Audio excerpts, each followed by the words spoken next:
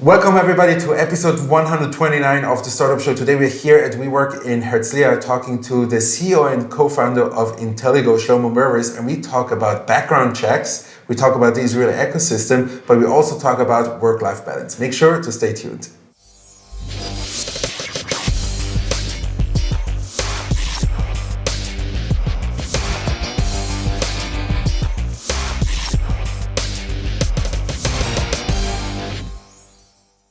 Welcome to episode 129 of the Startup Show. Today we are here in Israel in Herzliya at WeWork, and I'm very excited to talk to the CEO and co-founder of Intelligo, Shlomo Mirvis. Welcome to the show. Thank you very much. A pleasure being here. So, Shlomo, as usual on the Startup Show, the first few minutes are dedicated to you as a person. So, Shlomo, please give us a short introduction about yourself. My name is Shlomo Mirvis. Live in Israel. Married to Shira. 5 beautiful kids. The highlight of my life, I must say. Nothing more important. My family's originally from South Africa, but I'm originally a lawyer. Thank God I'm not in that industry anymore. And I'm very passionate about innovation. Yes. You feel it changes the world on every aspect. Like on smallest thing, how that, like even Waze changes the way you commute. You really see the great benefit, and I love that. And especially if there could be an angle of social innovation, I'm even more passionate about that. You said corporate lawyer, and that's what you used to do. How was it shift when you said now you're going from corporate world into startup and entrepreneurship? Do you remember how that was? It was always clear for me I wouldn't be a lawyer. I got a scholarship to law school, so I did it. But I got into the world of high tech by mistake. Yeah. I was just offered a job, never thought about that direction. Life takes you to the direction you never think about, and I'm very thankful for that. Mm-hmm. And once you're in that world, you're exposed to so many different things and opportunities. It sets up your mind, and your brain doesn't stop thinking. And that's how I came up with the whole idea of what we're doing today in Intelligo. Right. Before we go into Intelligo, I saw on your LinkedIn profile you were a mentor at 8200 social program. I don't really know what it is, but I know what the 8200 unit is. And I think what's very interesting, maybe also for my audience out there, you can give a little bit of a background in one sentence what the 8200 unit is and how you are involved with them. The 8200 unit is, in simple words, it's like the American NSA, a lot of differences also, but a lot of the people in the tech industry in Israel come from that unit. What is beautiful was a group of people created the 8200 Social Innovation Program. The purpose was to encourage people with great talent to take their talent to impact the social world. Mm-hmm. I was amazed by this program. It's also led by an amazing woman called Natalie, who's doing an amazing work there. You see how small things could really change people's life, if it's related to health, if it's related to day-to-day life, if it's to elderly people. It's just utilizing these great minds of people that have great technology capabilities and innovation ideas to really focus towards the social innovation aspects. Right. Good. So let's talk about Intelligo, which is, I guess, your newest and first venture, if I saw that correctly. Give us a short pitch so we're all on the same page. Intelligo is an automated background check company. If you think on the world, the most valuable currency we have is the currency of trust. Yes. Everything we do is related to trust. If it's in our personal life, our wife, our kids, our family. If it's on the business side, before we make an investment, before we do a partnership, before we hire somebody, we want to really be able to trust that person. If you're looking to invest in a company, you invested people at the end of the day many times. You want to check if these people, you can trust them. So we're empowering trust, that's our goal. And we want to make this a tool that is accessible for people. So we created a comprehensive automated solution for comprehensive background checks and due diligence, which makes it a very simple and accessible process for everyone, which was very important for us. How did you come up with this idea? Where did that inspiration come from? So I used to work in a company that does manual background checks and due diligence. And I was surprised to see that this whole industry of background checks, especially the comprehensive side, hasn't been disrupted for like 40 years. Same product, same methodology, same sources. And really the reality, there's a great need for making a difference there because the efficiency isn't very high. So I came up with an idea, consulted with a group of people about it. People liked it. And I said, why not to do it? When you say the inefficiency in this market, what's the current status quo when you look compared to your tool? So the two biggest problems and pain points in the market today is one is the price and second is the time it takes. If you're talking about the time it takes, it's an average of 10 to 15 business days until you actually get a product. which you don't have the time to wait for such a thing. And secondly, is a very high price point. So what we did is we cut down the speed from 10 business days to 1 hour. It made the information very accessible, and the term also just reads and consumes the information. You get the general picture in 1 minute. And the last thing, we cut the price by half. So we tackled the two main pain points of this industry. Right. So when you look, let's say I'm using your tool, what do I see when I start it?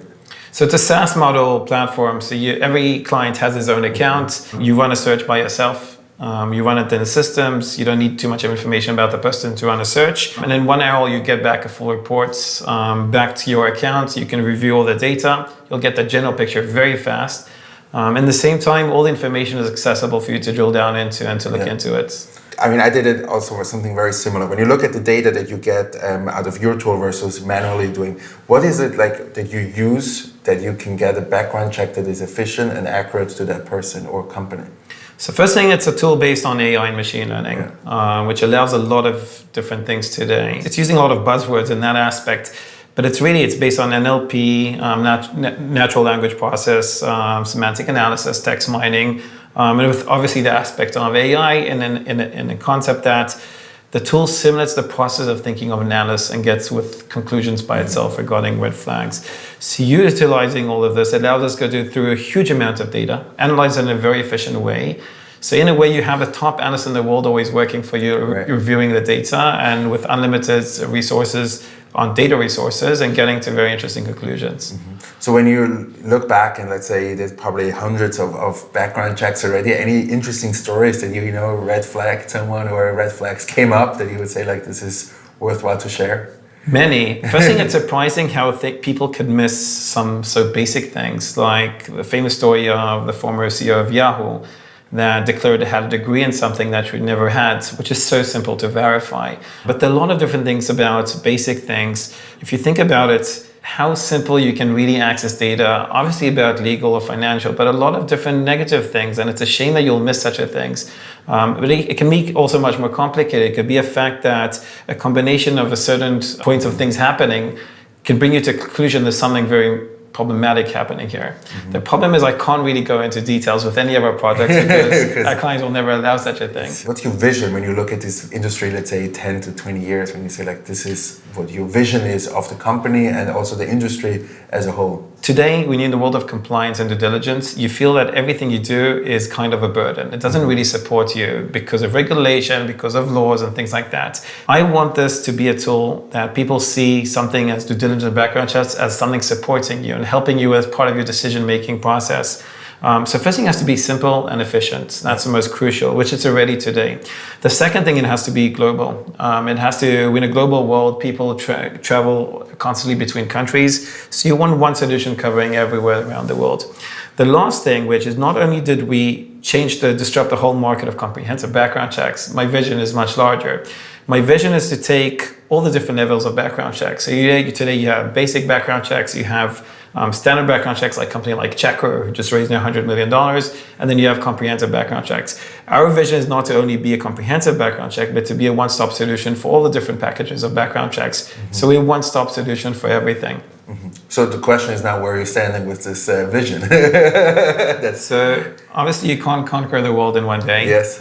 We're progressing very nicely. We're already starting to work with the leading banks, investment banks and financial institutions, also with large corporations. Right now we focus in the US and already approached by Europe, especially England. So with time we're expanding to new jurisdictions and new products also constantly. Mm-hmm. One last question about the data. Where do you gather all this data from? So in general, it's public data. It's data on that aspect. The uniqueness is not on the access to data because any manual provider also has access to the data.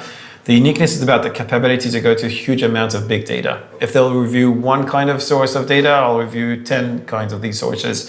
So we can really go, and we're talking about criminal, civil, financial, negative media, sanction list. Technically anything I can think about that provides you value as a client, as providing data about a person, will link into our system. So university diplomas are publicly available? Degree verification, employment history, everything. Wow, interesting. I didn't know that. So I want to talk a few short minutes about the Israeli ecosystem. How do you feel here in Israel, surrounded by all of these startups? What's your impression here? Amazing, love it. Seriously, nothing like Israel. And I travel a lot. I respect everyone. There's a feeling that nothing is impossible. Everything you want, you can actually do. And even when I was told originally that, we're told by a bunch of people that what we want to do would be impossible, others tried before, that only gave me a drive to do it more even. And I think that's a general atmosphere and people looking constantly for challenges. And also really it's true, it says about one of the strengths of the Israeli ecosystem, of the startup world is we're not afraid from failing. It's fine to fail. It's at least you tried.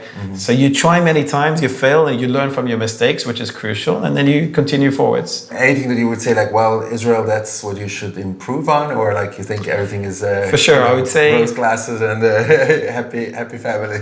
Nothing is perfect anywhere. No, just to look at it also like from the critical point of view. For sure. I think one of our weaknesses is our long-term planning. So we're very good in crisis management. We're very good in crisis management. But if you look, the sad thing is of this ecosystem that many companies succeed, but they sell very early. So you don't see like companies like Waze or Mobileye staying in Israel and continuing leading as very large corporations. With time, we can have the capability. It's something it's definitely you can learn. It's definitely a weak point of the way we manage our life.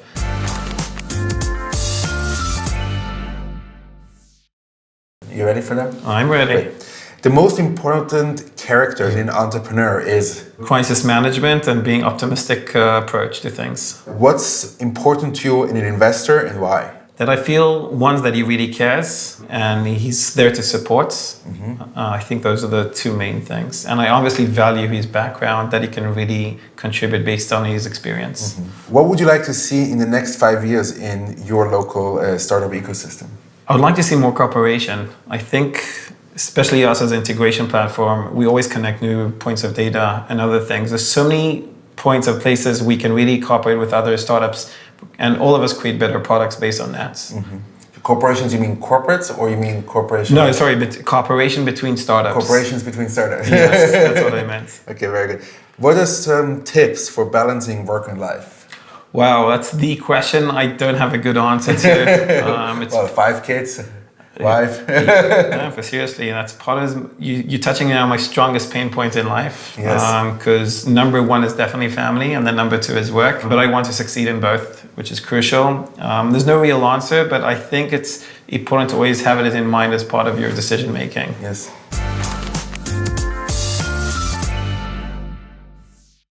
So now is your moment, Shlomo, for some legacy for the next generation. You have about 30 seconds to a minute to give us some expert advice where you feel you are the expert. So I'm not an expert. I'm learning like everyone. But I do think people should, we're all blessed with different talents. So first thing, to identify what your talent is. Yes. Once you identify that talent, focus on that talent and grow it. Because you probably got a talent that makes you very unique compared to other people.